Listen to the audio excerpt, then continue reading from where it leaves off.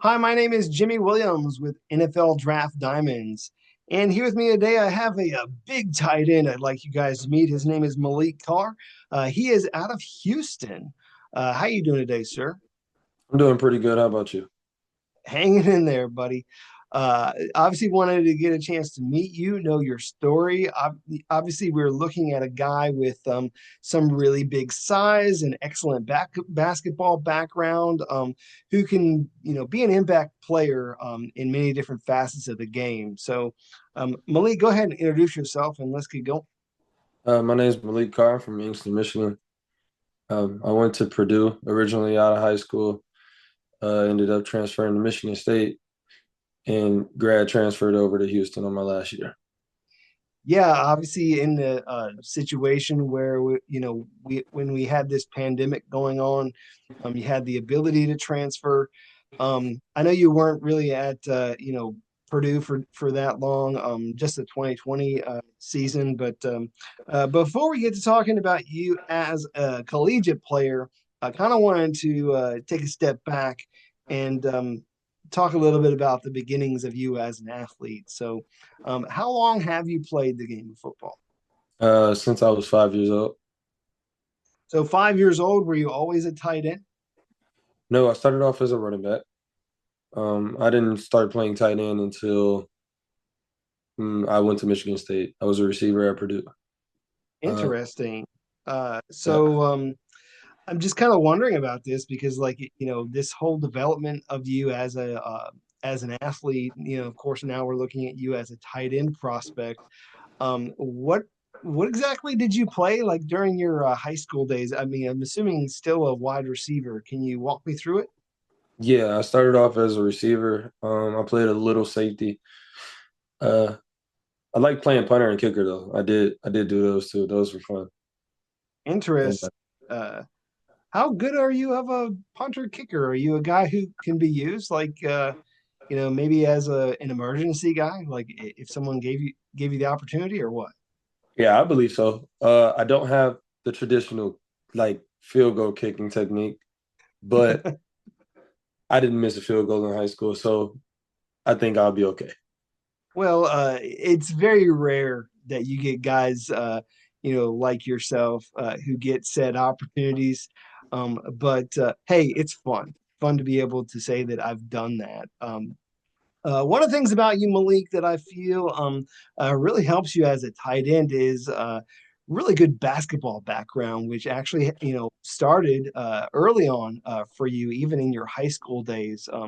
Can you walk me through it somewhat?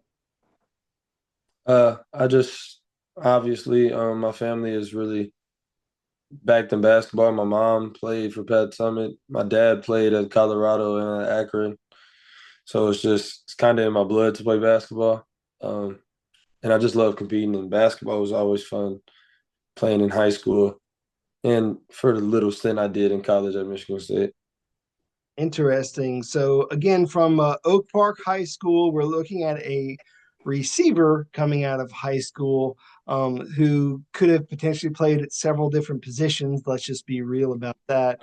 How did the recruiting go for you, like early on? And of course, you started at Purdue, so let's get us there. Starting off like my freshman year, I played JV. I received my first offer from Syracuse University. Um, Sophomore year was a little slower. That was my first year starting on varsity. I didn't really know what I was doing at receiver, honestly. And then junior year, everything picked up. That's when I got all my big offers and going on all my visits. I just learned the game, and my receivers coach, Coach Adam, helped me out a lot with that. And then Purdue was assumingly supposed to let me do both sports, and that was the main reason I chose Purdue Well, coming I out of high mean, school. it's very rare actually where you get a Division I school who's willing to give you an opportunity to play more than one sport. Oftentimes you do see that a little bit more like in lesser levels of play, but again, not so much at the D1 level. But you coming into Purdue, kind of an awkward situation because we're going into things, dealing with the pandemic. Talk about the early days of you being at Purdue and you developing into the wide receiver turned tight end. At Purdue, I was obviously a young freshman, didn't really know what was really going on. Coach Jamarcus Shepard helped me out a lot, helped me learn the ropes, helped me learn how to study film and actually run routes and get open against different coverages and read defenses. And I thank him for that. And after that, I didn't get to play basketball because of the pandemic, and that was kind of a deal breaker for me at the time. So I decided to transfer to Michigan State, and they wanted me to bulk up and play tight end. Hey, and it's worked well for you. I mean, obviously, we're looking at you as one of these tight ends who could get drafted in this coming draft. Some excellent size for you. Now, we're looking at a guy, maybe around 255, 6'4" plus, maybe 6'5", uh, big hands, long arms, wide body, which I can't imagine you as a wide receiver, um, you know, much, much smaller. I know it took you a while to add on all that weight. I know that doesn't happen overnight. How did the body transformation work for you? Most of it honestly happened during my injury on my foot. When I first got to Michigan State, I had to have fifth metatarsal surgery on my right foot. It put a screw in my foot essentially, and during that time, I just did spent a lot of time in the weight room on my upper body, and then getting my lower body back, getting stronger, and naturally the weight just came. My frame just fit well with the weight, honestly. I mean, it worked for you. We also talked about you as a basketball player there at Michigan State. Can you talk more about your involvement on the basketball team there? I mean, honestly, I wasn't by myself, so that made it a lot easier. I was with Keon Coleman, um, and we both came off the Peach Bowl win, so everything was kind of a longer season. And we came back. They made us take a mandatory 2 weeks off, and then we started practicing with the team, and it was just a great experience to be a part of. And So, so how did they utilize you, man? Were you like a power forward or what? yeah, I played basically just scout team 3 or 4. Subbed in the game one time against Michigan for about 30 seconds. That's pretty much it. I mean, you come late to a great team like that, coached by Tom Izzo. It's kind of hard to play, obviously. Well, I mean, certainly when we're looking at tight ends, having a basketball background seems to be almost something that you really, really, really want from, the scouting, standpoint. It certainly helps, most, playmakers out there on the field, with your ability to, you know, understand your own body's movement, and just kind of be a fluid athlete. And so certainly helps you as a player. Of course, you were at Michigan State for a few seasons, and then this past season there at Houston. Can you walk me through that transfer? The first 3 years at Michigan State was pretty good. It's not what we expected team wise, but I'd say personally, I've seen a lot of growth through myself.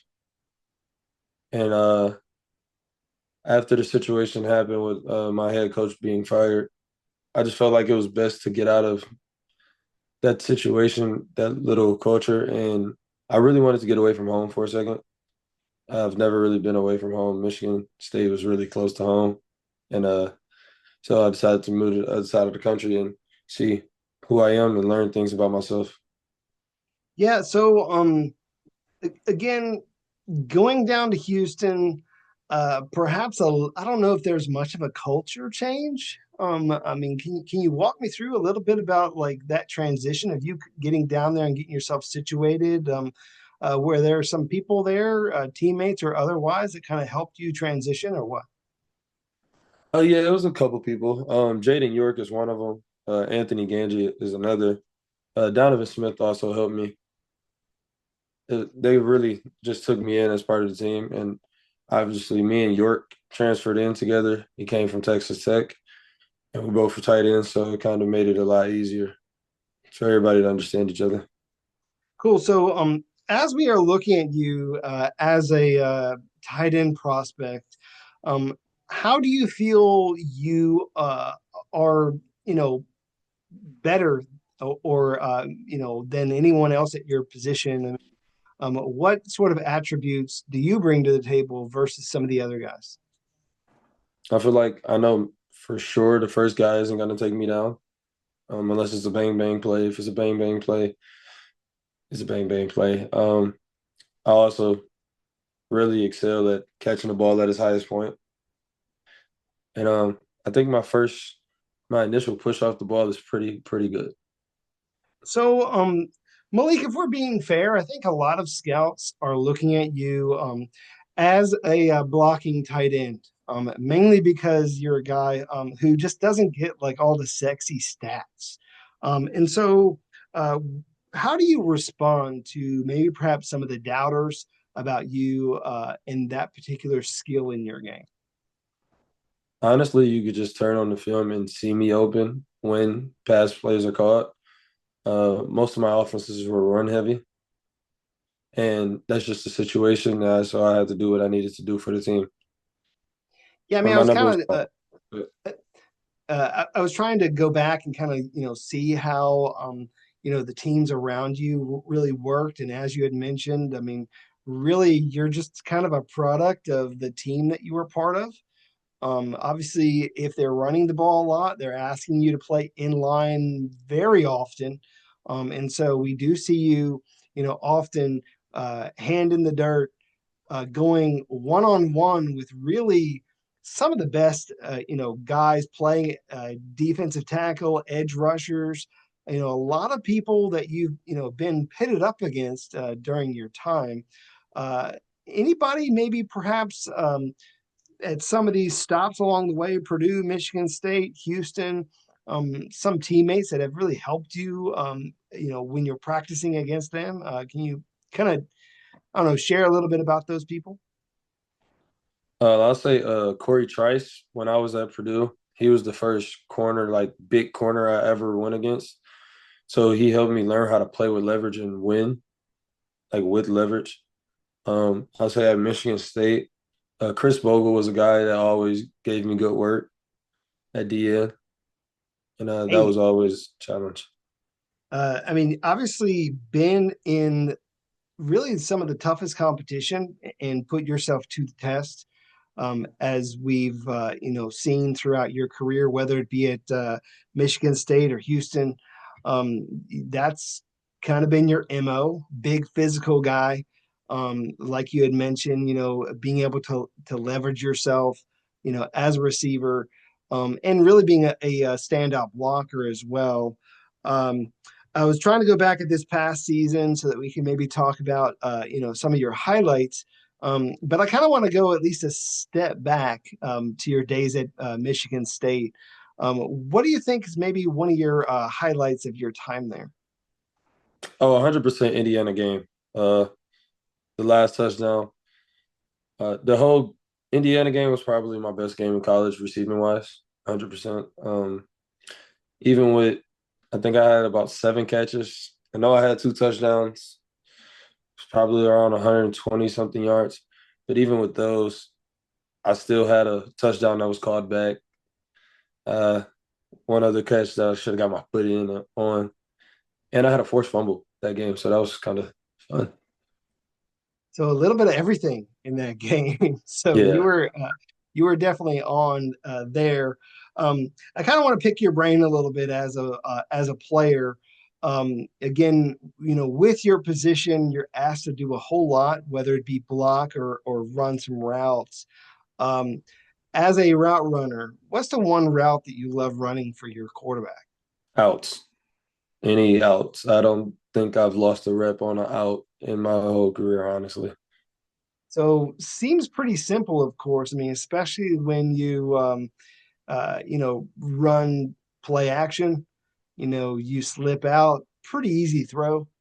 And I know that you've had some fairly mobile quarterbacks who you've played with, which is Yeah. nice to be able to just kind of both of you guys, you be utilized to your, best, of course. Um, what about some run blocks? When I ask you maybe which one do you love, as a blocker, what's the one play that you love executing there? I love pin and pulls. I think it's pretty easy to get the initial push off the ball.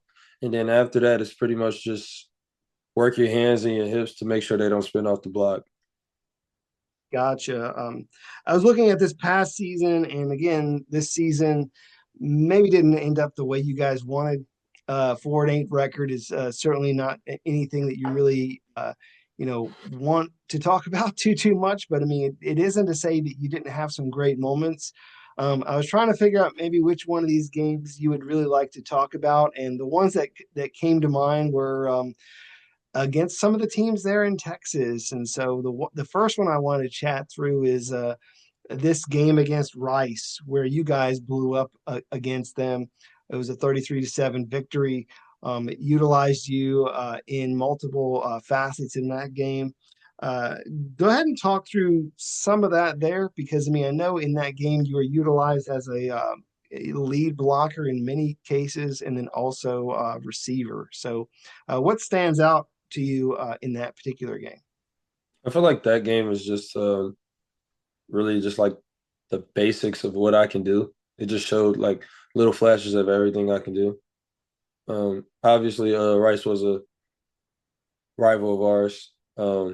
I didn't know much about the rivalry before I got there, honestly, but I don't feel like they should be able to stand up to the test. So I just took advantage of my opportunities.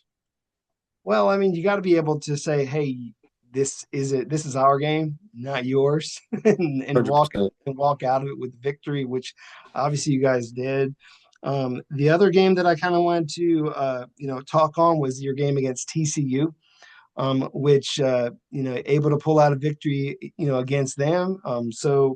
Uh, a very interesting set of circumstances, because in the other game against Rice, you had Donovan Smith under the helm, and then this other game, you had Chris Dare under the helm. So talk a little bit about how your relationship with some of these guys has really helped you. Honestly, both of them are really good guys and both men of faith. So it was really easy to get along with them. Uh, we all like playing basketball. We all like talking. We just talk about a lot of music and cars and just the basics of any real good relationship.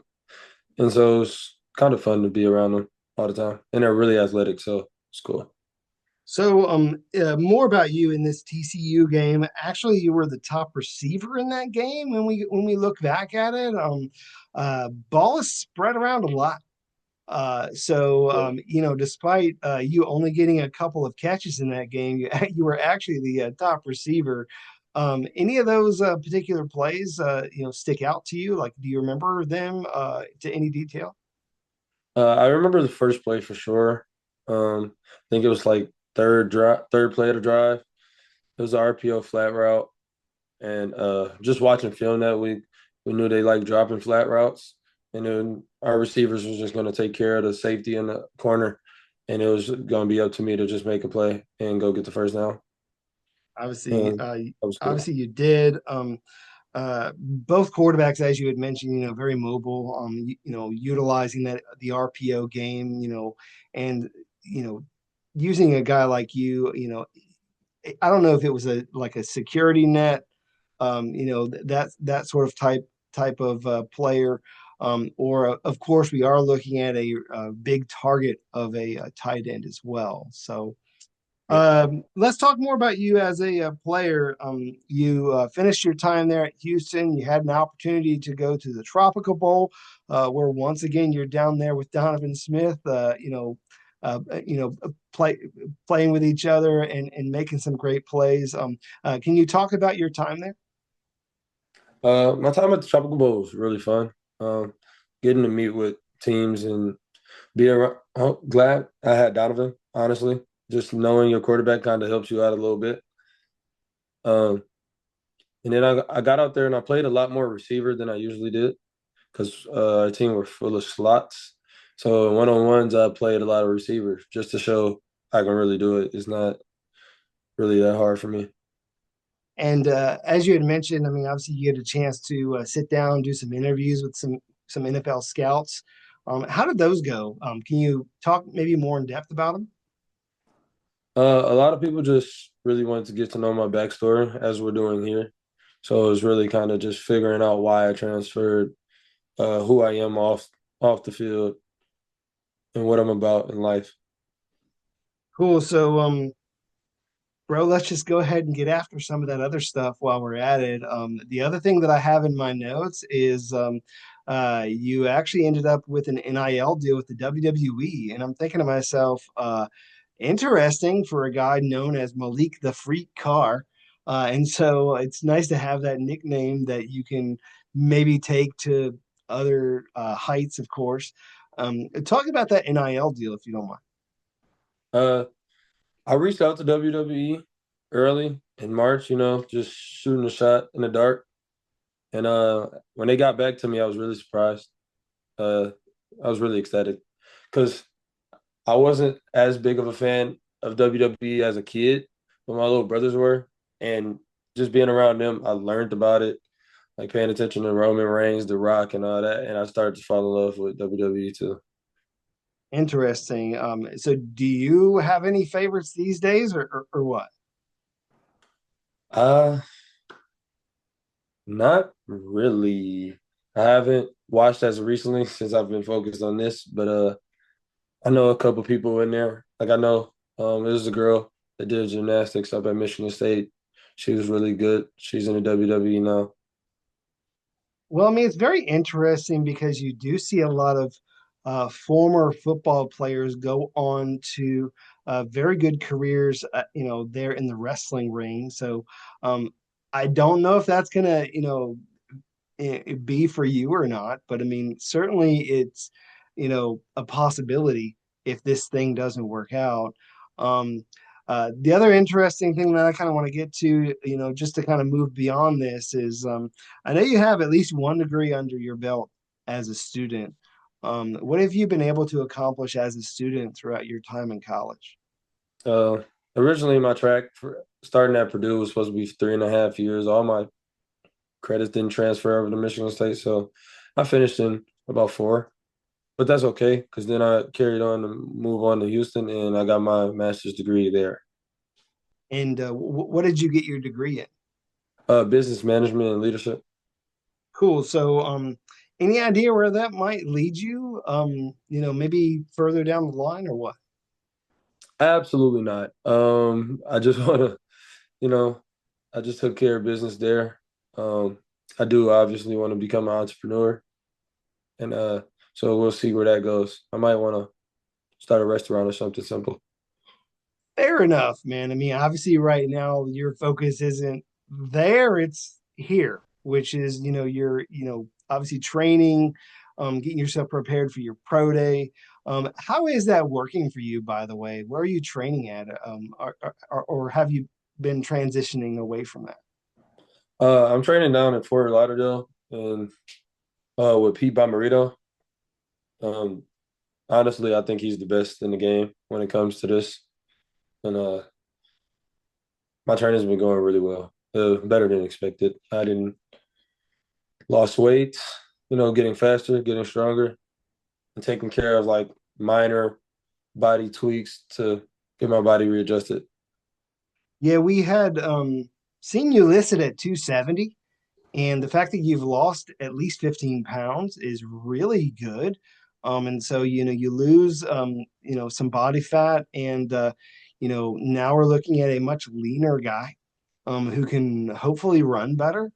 How are the drills working right now? Is there maybe one particular drill that you are most proud of that you think you're, really going to, turn some heads on or what? I think my 40 time is going to be pretty good, honestly. Um, Watching the combine, I've seen the guys. I think the top three times was a 4.63, 4.66, and a 4.69. The 4.69 was by Bob Maritos too. Shout out to CJ. Um, so I was proud of him for that. And yeah, I feel like I can really beat most of those times, if not all. and just prove I should have been at the combine. Hey, gotta give a shout out there, of course. And we are looking at a guy who, for some people, might have been snubbed. And so yeah, obviously I know that stings a little bit, not getting the opportunity to go out there. But you do have a pro day coming up in about a week and a half. So 2 weeks almost, maybe. Yeah, pretty much two So weeks.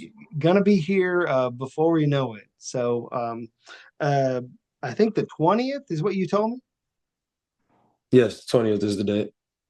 Cool. Anything else about you that we kind of need to throw out there for people? Anything you want to share about you before we wrap up? Like I'm a like pretty fun facts or anything? fun facts. Uh, I'm pretty good at poetry. I usually write it to, get stress out. Um, Also, I'm a pretty good cook, and I want to go back to culinary school. Interesting. So when you say poetry, is it like I don't know, are you setting things to music in your head or how does that work? Depending on the feeling, like if I'm really stressed out, sometimes I just get my words down on paper, and it just feels good to put it in a poem and read it out loud, and then get rid of it. Other times, I'm just feeling really good, and I really feel really strong about a situation, and just want to tell somebody how I feel. Gotcha. And as a guy who likes to cook, what's the one meal that you feel maybe the most comfortable with? What do you think is like your best signature dish as a chef? Um, Honestly, I cook a lot of things. Really depends on what you want. Um, a lot of people like the way I do hibachi. Hibachi is really simple and straight to the point. Or I can do this like roasted red pepper Alfredo, and it's mixed with a little garlic, a little roasted red pepper, a little tomato paste, a little simple, you know, All right. Well, sounds interesting. I can always go for some hibachi. So $100. that definitely sounds great.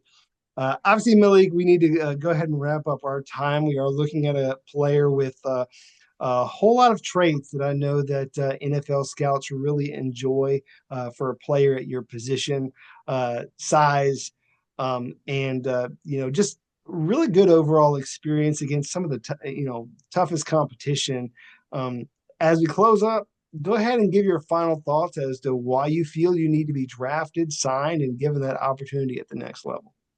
I feel like if anybody drafts me, whoever drafts me, we'll get a player that competes against everybody and honestly peak higher than most. Yeah, so again, we highlighted a great basketball background and pedigree of a great athlete who can go out there and contribute not only as a blocker but certainly as you know good receiver as well with good body control, who can run several routes. So Malik, want to wish you all the best in your endeavors. All right. Thank you. Sure thing. Once again, I got with me Maliq the Freak Carr, tight end out of Houston. Check him out.